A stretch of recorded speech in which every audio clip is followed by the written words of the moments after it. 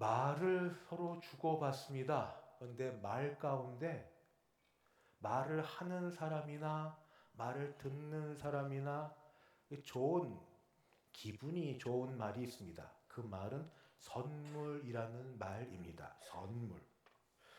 누군가로부터 선물을 받을 때, 선물에 대한 이야기를 들을 때 여러분 기분이 좋지 않으십니까? 근데 선물을 받는 사람만 아니라 선물을 주는 사람도 마찬가지입니다. 선물을 주기 전부터 이것저것 생각하면서 기뻐합니다. 선물을 전달할 때 그 모습을 보며 기뻐합니다. 선물을 받을 때 그 사람이 기뻐하는 모습 보며 사실은 더 즐거워합니다.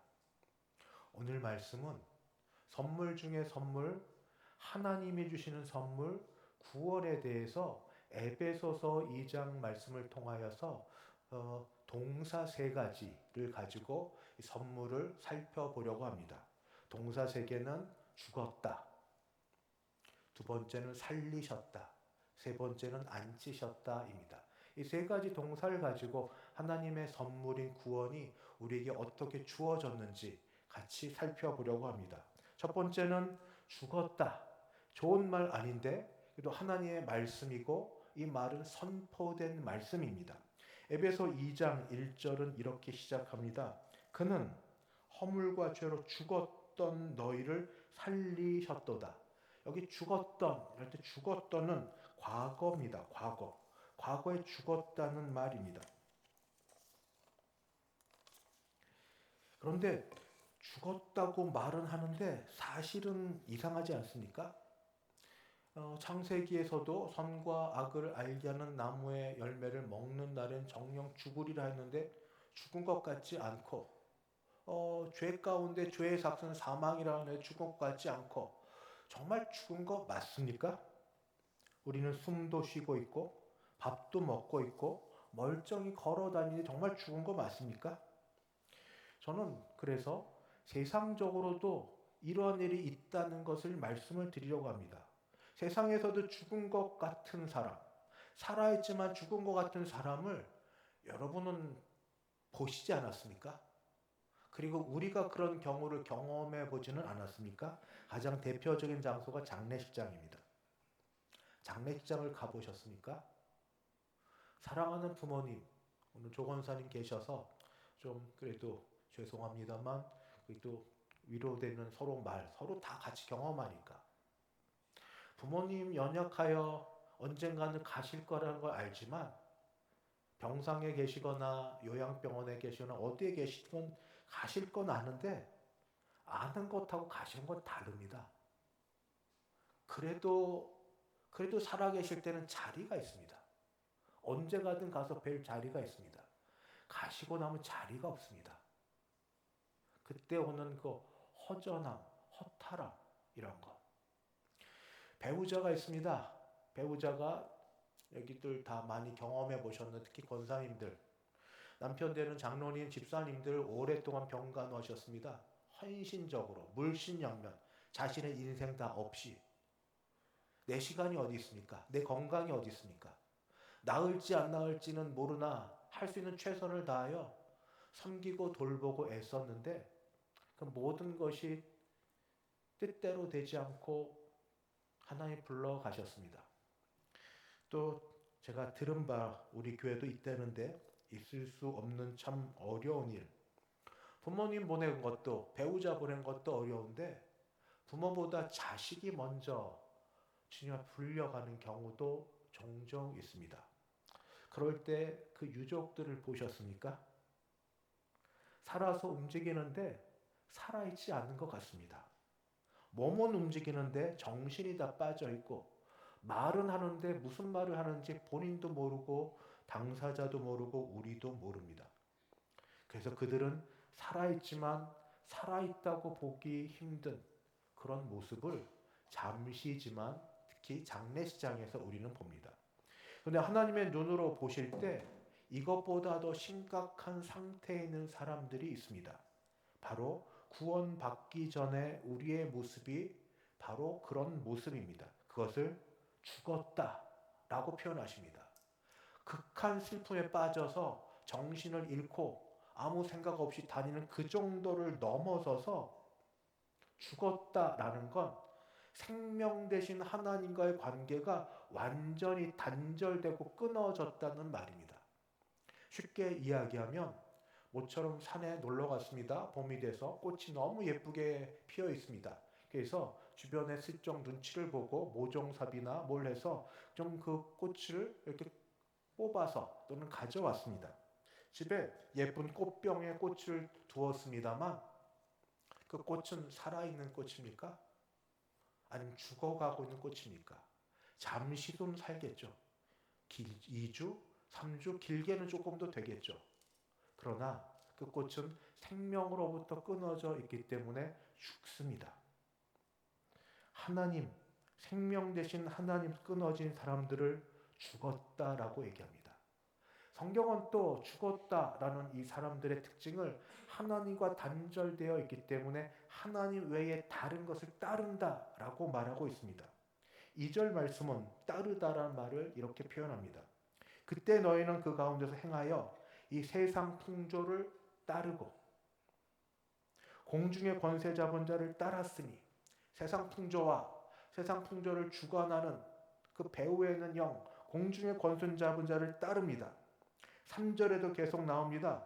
전에는 우리도 다 그 가운데서 우리 육체의 욕심을 따라 지내며 그때는 내가 하고 싶은 대로 하는 게 최고인 줄 알았습니다. 나는 하고 싶은 걸 해야 돼. 이렇게 말하는 게 나의 나됨을 증명하는 거였습니다. 내비둬. 내가 돈을 어떻게 쓰든 내 몸을 어떻게 하든 난 하고 싶은 걸 해야만 돼. 건들지 마. 이게 나를 증명하는 거고 어쩌면 나를 과시하는 거고 나를 표현하는 것이었습니다. 육체의 욕심인데 근데 생명의 근원 되신 하나님으로부터 단절되었다는 걸 모르는 상황 그것을 성경은 죽었다라고 말합니다. 그 죽어있는 상태가 과거입니다.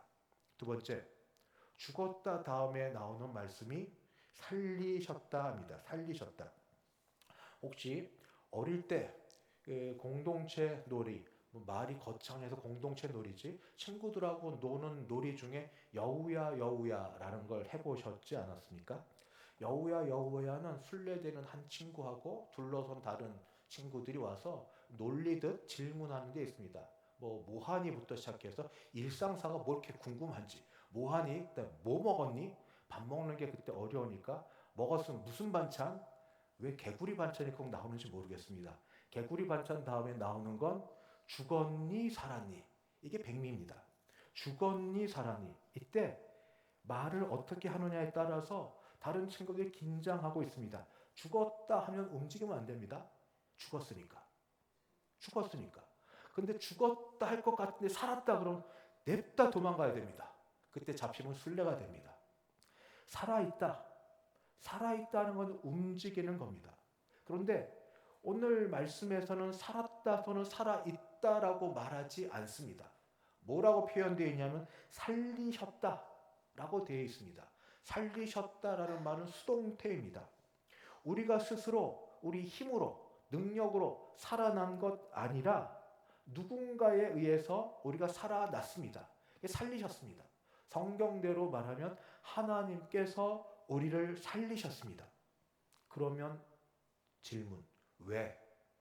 왜 하나님이 좀 전에 얘기했던 죽었던 우리, 허물과 죄, 세상 풍조를 따른 우리, 공중의 권세 잡은 자를 따른 우리, 육체의 욕심을 따라 자행자주하던 우리를, 죽었던 우리를 왜 살리셨을까요? 착해서? 예뻐서? 종교적 열심이 있어서? 노력하고 사는 게 기특해서? 가능성이 있어 보여서? 아닙니다. 성경은 절대 그렇다고 말하지 않습니다. 하나님이 죽었던 우리를 살리신 이유는 딱 하나입니다. 사랑하기에. 하나님이 사랑하시기에. 그래서 성경 말씀은 바로 그렇게 말씀하고 있습니다. 오늘 말씀 제 4절은 이렇게 기록되어 있습니다. 긍휼이 풍성하신 하나님이 우리를 사랑하신 그 큰 사랑을 인하여 그 큰 사랑 때문에 우리가 살아나게 되었습니다. 여기에 하나가 더 들어갑니다. 하나님이 우리만 사랑한 게 아닙니다. 여기 더 중요하게 들어가는 게 있는데 바로 함께라는 말입니다. 함께. 5절과 6절에 반복되어 나오는 말 함께. 그리스도와 함께 살리셨고 그리스도와 함께 일으키셨다는 죽음에서 일어났다는 말입니다. 함께. 함께라는 말은 붙어 있다 또는 연합되어 있다는 말입니다. 쉽게 이해하시려면 예수님의 십자가를 보시면 됩니다. 예수님은 십자가에서 돌아가셨습니다. 그리고 나서 무덤에서 3일째 되던에 살아나오실 때 하나님께서 예수님을 살리셨을 뿐 아니라 예수를 믿는 우리도 그와 함께 살리셨습니다. 이 말이 듣기에 이상하게 여겨지죠. 우리의 구원이 지금 내가 예수를 믿고 고백하는 그 지금보다도 성경적으로는 그때 거기에서 이미 이루어졌다니. 아직 나기도 전인데. 그러면 이 말은 이해가 되십니까? 제가 지난주도 말씀드렸는데 우리를 선택하셨는데 창세전에 선택하셨다. 세상이 지어지기 전에도 우리를 선택하셨다. 이 모든 것들은 우리가 어떻게 받아들일 수 있습니까? 우리는 성경 말씀이 이해되어서 믿지 않습니다. 오히려 믿게 되니까 믿어지기 때문에 그 다음에 이해가 됩니다. 이게 놀라운 역설적인 진리입니다. 사람이 갖고 있는 지식과 사람이 알고 있는 것을 가지고 거룩하시고 그리고 사람의 모든 걸 뛰어넘는 하나님을 감히 이해하지 못합니다. 피조물이 창조주를 이해하지 못합니다. 그런데 이해되는 경우가 있습니다. 하나님이 믿음을 주셔서 그것을 믿게 하여 주실 때 사람이 중생하여서 믿음으로 다시 태어나 새로운 피조물이 되어 그 안에 있게 되면 조금씩 믿어지게 됩니다. 내가 믿고 싶어서 믿습니다를 세게 해서 되는 게 아니라 그냥 믿어지게 됩니다. 이것이 은혜입니다. 그래서 오늘 말씀이 오늘 제목 가운데 하나님의 선물이 등장합니다. 8절 너희는 그 은혜에 의하여 믿음으로 말미암아 구원을 받았으니 이것은 너희에게서 난 것이 아니라 하나님의 선물이라. 이것은 너희에게서 난 것이 아니요 하나님의 선물이라 할 때 이것은 여러 가지를 다 말할 수 있습니다. 밖에 너희는 그 은혜에 의하여 은혜이기도 하고 구원을 받았으니 구원이기도 하고 또 이것은 믿음이기도 합니다. 누구는 믿음이 좋아서 나는 믿음이 없어서 우리는 성경적으로 그렇게 말하지 않습니다. 믿음도 하나님의 선물입니다. 하나님이 주셔서 믿어지게 된 것입니다.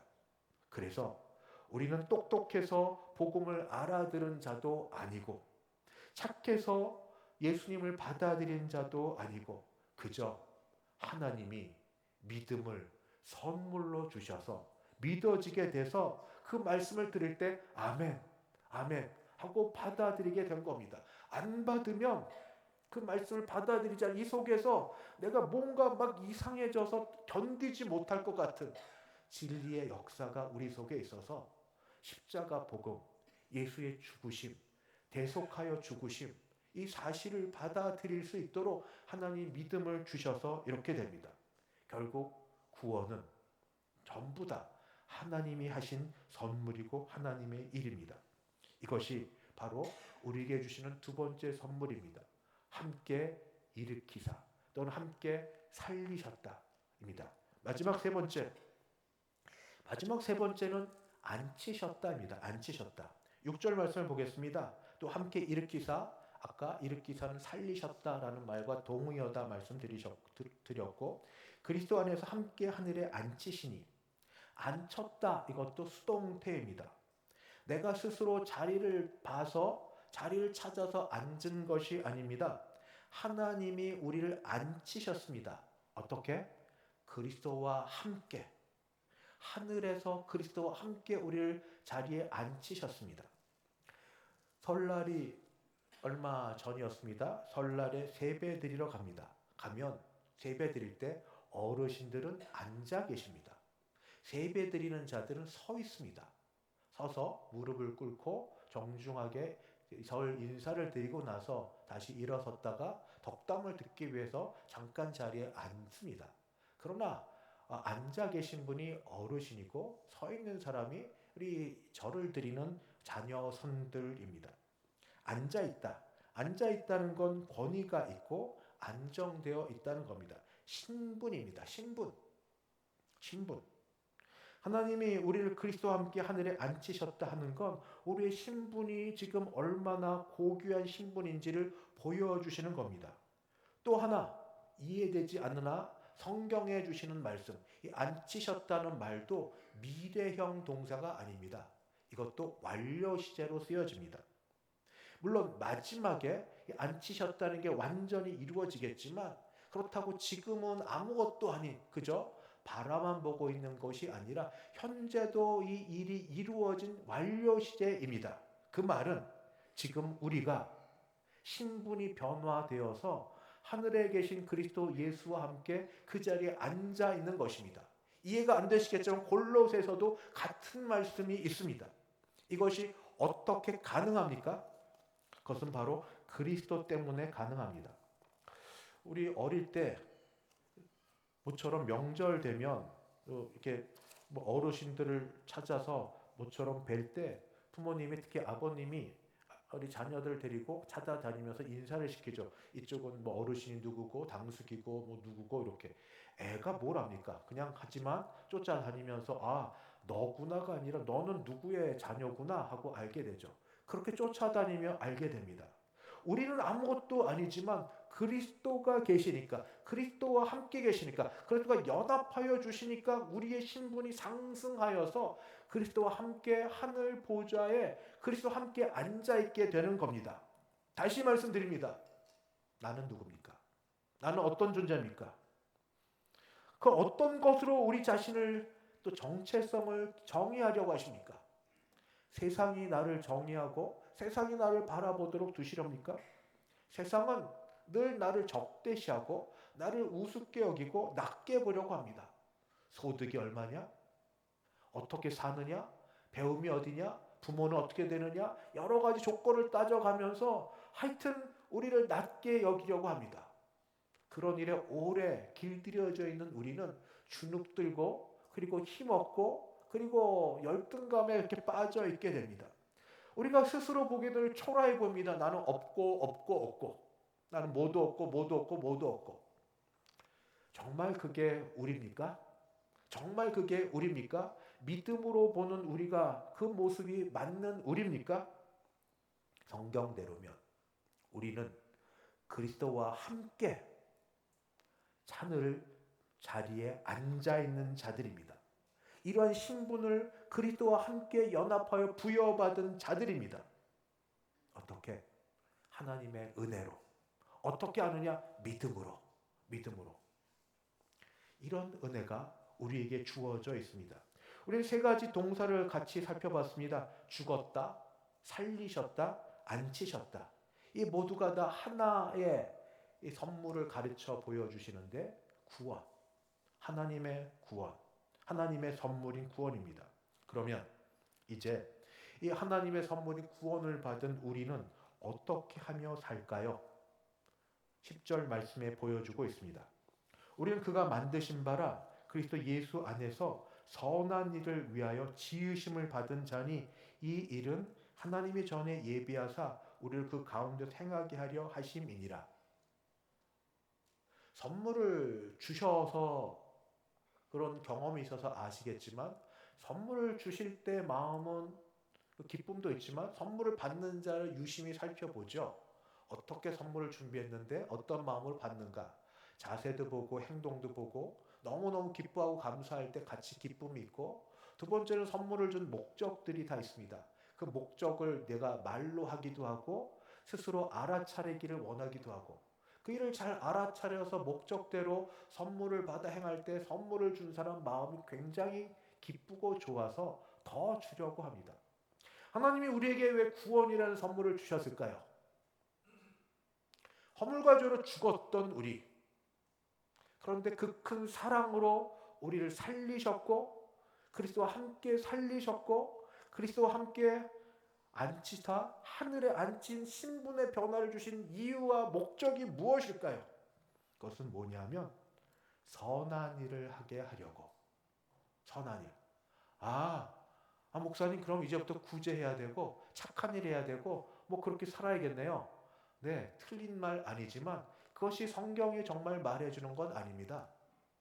그렇게 살려는 건 일반 사람도 합니다. 세상 예수 믿지 않는 사람도 얼마든지 그렇게 삽니다. 그게 아니고 오늘 말씀에 보면 10절에 그리스도 예수 안에서 선한 일을 위하여 지으심을 받은 자니, 핵심은 여기 있습니다. 선한 일과 그리스도 예수 안이 연결되어 있습니다.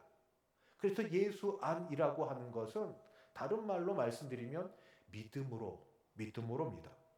그리스도 예수 안, 여기 그리스도 예수께서 계시면, 큰 예수님이 계시면 내가 그 안에 들어가서, 공간적 용어가 아니라 관계의 언어입니다. 그리스도를 믿는 믿음으로, 또는 그리스도를 드러내고자 하는 그 사랑의 마음으로 그 안으로 행하는 일들이 선한 일입니다.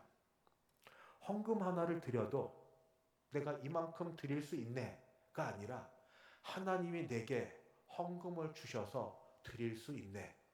하나님을 생각하며 드리는 헌금이어야 되고, 봉사 하나를 해도 내가 남보다 봉사를 더하네, 경쟁적으로 봉사를 더하고 그래서 남보다 낫다 하는 생각을 갖는 것이 아니라 이만한 건강 주셔서 내가 봉사할 수 있게 되니 얼마나 감사한가, 이런 마음으로 봉사를 하는 것이고, 말씀을 깨달아 말씀을 전해도 내가 얼마나 똑똑하고 성경을 많이 봤으니 내가 이걸 잘 전할 수 있나, 이런 게 아니고 성령께서 깨닫게 하셔서 성령의 감동케 하심으로 전하게 되니 얼마나 감사한가 하는 겁니다. 여기에서 중요한 건 나는 없습니다. 나의 공로는 하나도 없습니다. 동기도 과정도 결과도 오직 그리스도 안에서 예수 그리스도 또는 하나님께만 영광이 되는 일을 해야 됩니다. 예수님도 이 땅에 계실 때 무슨 일을 하시든지 하나님 아버지를 드러내시는 일을 하셨습니다. 요한복음 17장 내가 아버지 안에, 아버지가 내 안에 하고 연합되어 있을 때 그때 예수님이 하신 모든 일은 아버지의 영광 때문입니다. 일부 예배 때도 말씀드렸는데 저는 헌금을 우리 장로님이 받고 저도 헌금할 때 뭐 액수가 얼마 됐든지 저는 진심으로 감사합니다. 이유는 헌금을 드리고 싶은데 못 드려봤던 과거가 있어서 그렇습니다. 신대원 다닐 때입니다. 그때 아직 교회 봉사를 안 할 때고 재정적으로 넉넉하지 못할 때인데 한 반, 저희가 반이 많았는데 한 반에서 뭐 선교인지 뭔지는 모르겠는데 그 반 대표가 이렇게 되니까 헌금을 합시다 하고서 기본 액수를 이야기해 줍니다. 이 정도 해야 되는 수준을 뒤져보니까 그 정도가 안 돼요. 그때 딱 그 차비하고 밥 먹을 거가 되는데 안 되는데 마음은 드리고 싶어요. 어떻게 하느냐? 하루 금식하지. 하루가 아니라 그러니까 그날 금식하는 걸로 하고, 그때 차비는 있어요. 양지에서 걸어는 못 갑니다. 아무리 그래도 걸어는 못 가니까 차비만 빼놓고 그걸 가지고 반 대표를 드렸어요. 다 보니까. 근데 보는 눈초리가 별로 안 좋아요. 왜 이것만 가져오나? 왜 이것만이에요? 전도사님 묻는데 섭섭하더라고요. 남은 이거에 최선인데 이거라도 드리고 싶어서 드렸는데 이것밖에 안 된다고. 그래서 그냥 욱하는 마음에 이게 내 최선입니다, 이렇게 말했어요. 그런데 하나님께 지금 무언가 드릴 수 있다. 헌금을 드릴 수 있다. 예배를 단에 설 수 있다. 내가 몰아서 은혜 주셔서 하나님의 종으로 부르셔서 훈련받게 하셔서 예배를 드리는 인도자의 자리에 서게 하시고, 아직 인생에 살게 하셔서 사람이 내일을 아무도 모르나 그래도 사는 하루 동안 죄를 조금 덜 짓게 감동을 주시고 하나님을 아는 마음, 하나님을 찾는 마음, 사랑의 마음을 조금씩 더하여 주셔서 그런 마음 갖게 하신, 하루하루가 감사하고 드려지는 게 감사하고, 제가 혹 잘못했으면 잘못일 텐데 그 마음은 없습니다. 나는 없습니다. 아마 여러분도 동일하실 터인데 그냥 잔소리처럼 선한 일은 무슨 일을 하든지 거기서 그리스도만, 하나님만 하게 하셨으니 감사하고, 드릴 수 있으니 감사하고, 이만하니 감사하고, 그런 마음으로 드리고 그리고 하나님께 올리고 하는 모든 것이 우리가 해야 될 선한 일이 아니겠습니까? 말씀 마치겠습니다. 우리 하나님의 선물을 받았습니다. 구원이라는 선물입니다. 죽었다, 살리셨다, 앉히셨다. 그러나 이 모든 것을 통하여서 하나님이 그리스도와 함께 우리를 그 큰 사랑으로 사랑하셔서 우리를 구원하셨고 높은 생각도 못할 신분의 자리로 우리를 놓게 하셨습니다. 앞으로 장래 있지만 지금도 그러합니다. 그리고 믿음을 주셨습니다. 믿음대로 여러분 말씀대로 믿으셔서 나를 살리신 하나님께서 그리스도와 함께 동행하여 주시고 그리스도와 함께 그런 고귀한 신분의 자리에 있게 하심에 감사하면서 무슨 일을 하시든 무슨 말을 하시든 하나님께 영광, 그리스도를 드러내는 일을 하시는 우리 모두 되시면 선물 주신 하나님이 더 기뻐하시고 복을 넉넉히 주실 줄 믿습니다. 기도하겠습니다.